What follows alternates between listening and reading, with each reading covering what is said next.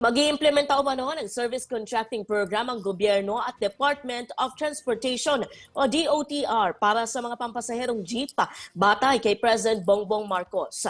Sa isang video message kahapon, sinabi ng Pangulo na babayaran umano ang mga public utility vehicle o PUV operators at drivers ng 40 pesos hanggang 100 pesos kada kilometro na sisimulan sa April 15. Dagdag umano ito sa kikitain ng tinatayang 50,000 na mga PUV at 1,000 operators sa bansa mula sa pamasahe.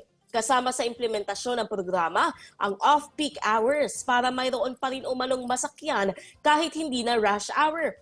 Lahat din ng maisasaling sasakyan ay lalagyan ng GPS upang mamonitor ang mga biyahe at serbisyo ng mga ito. Prioridad naman ng mga ruta ang mga lugar na konektado sa mga tren at major bus lines at may 20% discount sa pasahe ang mga pasaherong babiyahe sa mga covered routes.